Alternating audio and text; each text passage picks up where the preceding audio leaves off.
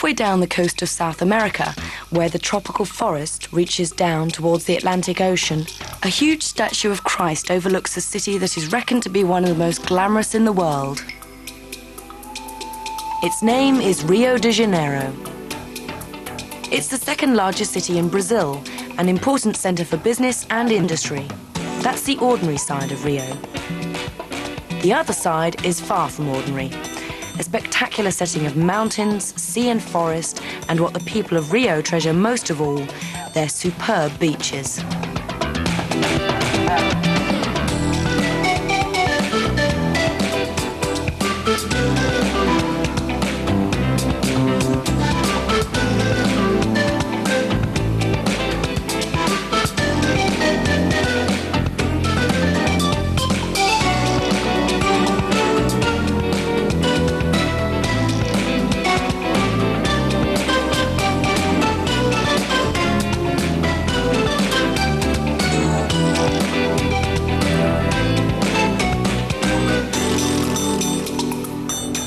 Like all Brazilian cities, Rio is full of contrasts. The old next to the new, motorways next to dirt tracks, shacks next to skyscrapers.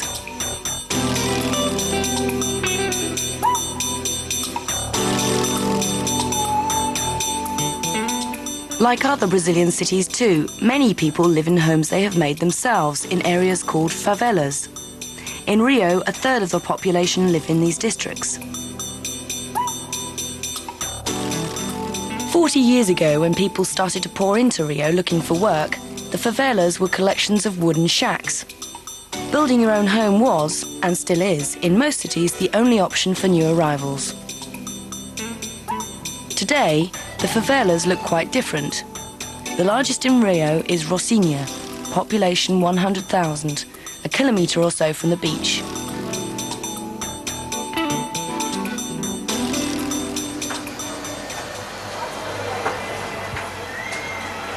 The residents have transformed Rocinha bit by bit into a small city. It's been upgraded from wood to bricks, with shops, schools, entertainment and 25 channels on satellite.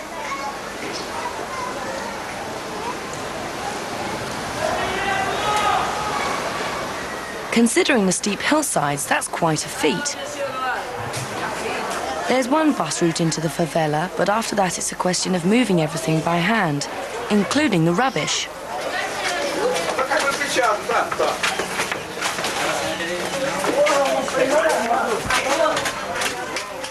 DIY in Rocinha never stops.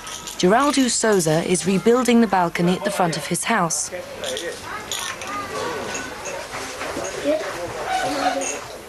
Sprucing up your home is a popular thing to do on Saturdays.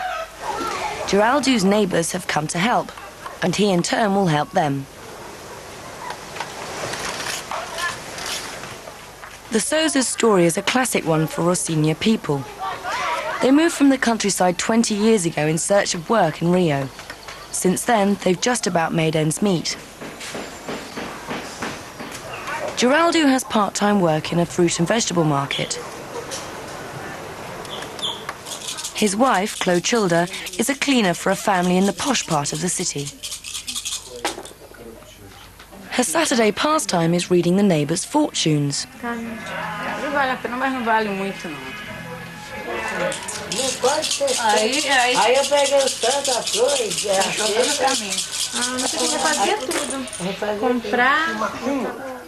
Unlike their parents, the Souza's children were all born in Rocinha.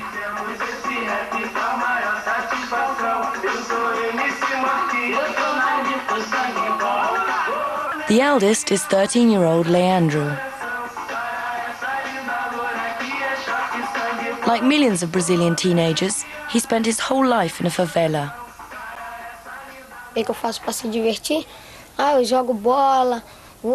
What do I do for fun? Well, I play football, I fly my kite, I play with my brothers and the kids up here. Lots of things. Sometimes I fool around my house and my mum gives me a clip round the ear. But I don't mope around for very long. I go out and play again and have a good time. And what about his contribution to the family budget? I go down to the shopping centre in Gabe at 7 o'clock. When I see somebody parking, I say, "Can I look after your car?" Then if he says, "You can," I say, "How long are you going to stay?" Then he says, "I'm going to stay an hour." "Okay, that's fine," I say. "I'll wait for you." I earn £3 or £4 and then I come back home. I have 2 goes on the pinball machine and I give the rest to my mum. I think my school's very nice. I like the sports hall. It's a nice place to play with my friends. I like my teacher. She's good. What I like studying most is maths and Portuguese. When I grow up, I'd like to be a lawyer. But to do that, I'm going to have to study a lot. I think one day I'll make it to be a lawyer, but it's going to be hard work. With 100,000 people crammed onto a single hillside, it's hardly surprising that Rocinha has a reputation for being a tough place and one that people are always saying bad things about. What does Clotilda, Leandro's mother, think about that? What do I think? I think they're mistaken. Sure, there are lots of bad things, but there are lots of good things too. There are good things like people getting on well with their neighbours. The bad things are the criminals. They kill innocent people who have nothing to do with the crime. They beat people up. But Rocinha is better than it was. In the past, there were criminals all over the place. People were scared to go out and leave their children at home. But now it's better. And Leandro, what does she want for him? I would like him to study and work hard. Life isn't easy. You have to work and fight for what you want. I don't want him carting things round on a building site. I want him to make something of his life.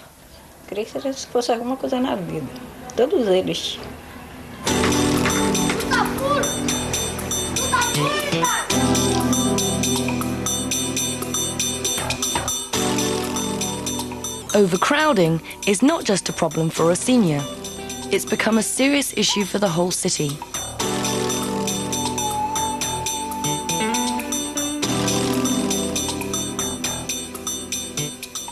The sea and the mountains may give Rio its glamorous look, but on the other hand, they also hem the city in.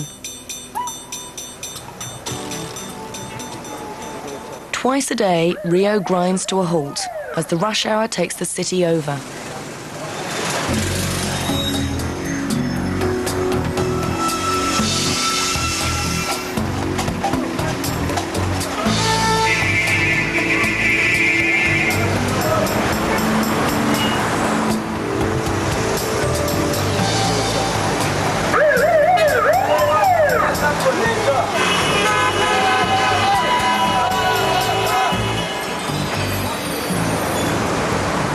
To try and keep the traffic moving, tunnels have been bored through the hills that cut off one part of the city from the other.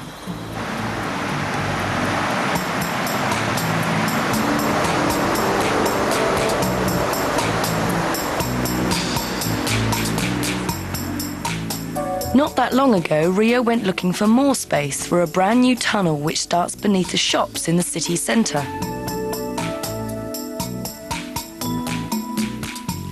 At the end of the tunnel, the road goes up on stilts, clinging to the cliffs. And then into another tunnel.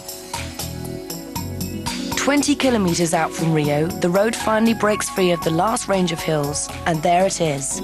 Precious flat land and a brand new city called Barra. Or, in the minds of some people, the new Rio de Janeiro.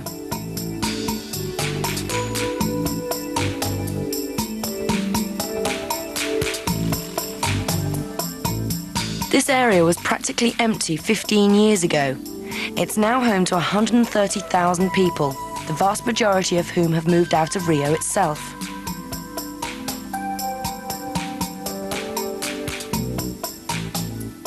Barra is no suburb. It's a proper city, full of entertainment and leisure facilities.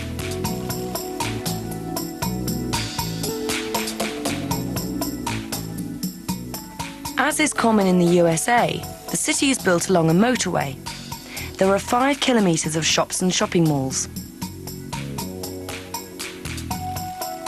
Baja claims to be the largest shopping center in South America. It's also been called the California of Brazil.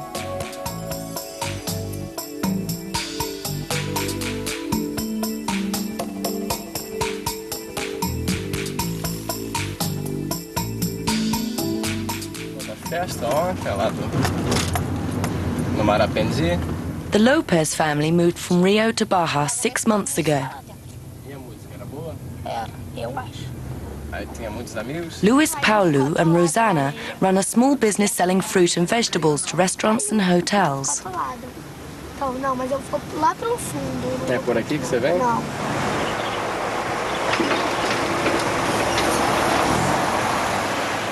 Their new home, like all in Baja, is a closely guarded place. Everyone is carefully checked in and checked out.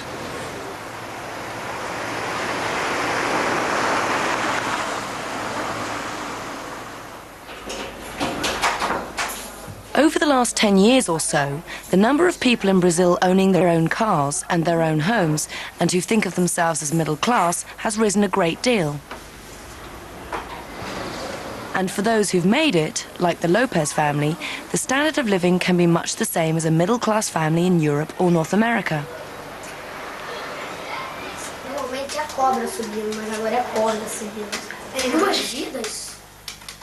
What were their reasons for leaving Rio's South Zone, the local name for the residential area near the beaches? Em princípio, a segurança para mim é a melhor vantagem. It's mainly safety that's the biggest advantage for me. Here, my children can go to school and come back on their own. In the South Zone, it'd be impossible. At their age, they'd never be able to walk in the street. I'd never let them out alone. So basically, it's a question of safety. Então, acho que primordialmente a segurança. I go out to work, so I need everything to hand. There's the supermarket, the shopping centre, the club we go to. We've got the little bus, the Redentor, that goes all round Baja and takes you everywhere. Everything you need is nearby. Para mim, a gente já tá no Barrinha, tem tudo que a gente precisa aqui. Uma, duas, continua, já melhora. Duas, vai embora, Bruno. Baja is especially good for spare time activities. Just downstairs from the Lopez's flat, Daniela, their daughter, goes to a weekly soccer lesson after school. Why does Daniela like Baja? Because I like going around in the street on my own. I can go where I like. It's safe here. The beach is not far. There's the club too. I like going there. Then there are the shops and the IPM, which is a mini market where you can get a sandwich or an ice cream. I've got everything here and I like it. But isn't living in Baja just a bit boring compared with the glamour of the South Zone? Ai, não acho. Eu não gosto muito. No, I don't think so. I don't like too much hassle. Can you imagine what it must be like to live inside one of those flats? Crazy traffic, people talking and bellowing at one another all the time. And it doesn't stop at night either. It's horrendous to try and sleep in those places. The noise never stops. There's no doubt I much prefer Baja. O futuro do Rio tá aqui já. The future of Rio is here. In a way, it's already here. Baja is a very young and go-ahead place.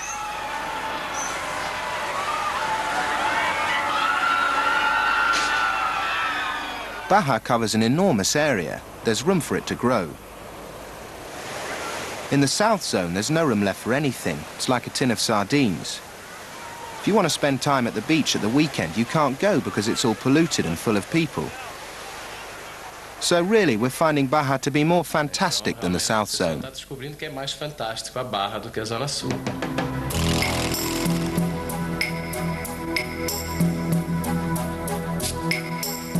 The latest figures for Rio have come up with a big surprise. The city has stopped growing. The centre of the city is full up, and the middle classes are moving out.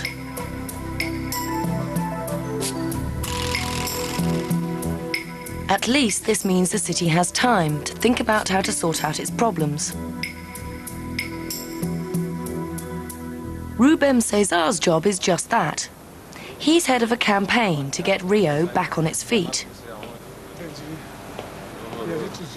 We asked him whether he thinks that the stream of people leaving Rio can ever be stopped. Eu acho que eles vão voltar. I think they'll come back. Of course, Rio's been through some difficult times in recent years, but it's already buckling down and it's getting back on its feet. Big cities everywhere are in a crisis. London, New York, not just Rio. And Rio is already recovering.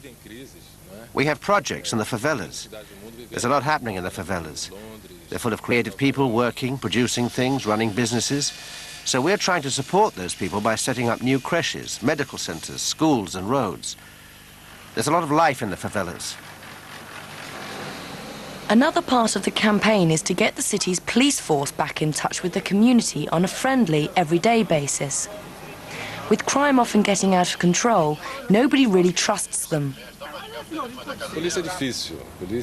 The police deal with difficult things like drug trafficking, crime, corruption, violence. So for us, the police have become a big challenge. People want a police force they feel close to, that they can trust, that they can talk to. That's the kind of police people want, and that's what we're working towards. It's not easy, but my greatest wish is for a police force that is decent. Amaro Dominguez has lived all his life in a favela that's being redeveloped. He's president of the Residents Association and sees things from the point of view of somebody who's in the thick of one of Rio's biggest everyday problems. People who still turn up on the edge of the city with nothing.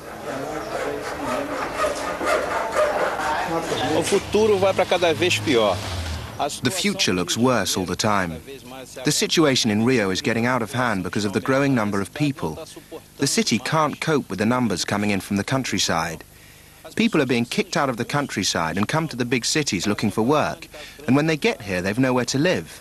They live abandoned under bridges, around the swamps in shacks built on stilts with no means of survival. The government should get more work and jobs going in the countryside, stop the growth of the big cities, Rio, Sao Paulo and the others, and I'm sure things will start getting better. But it's not for now. It'll be for 10 or 15 years' time.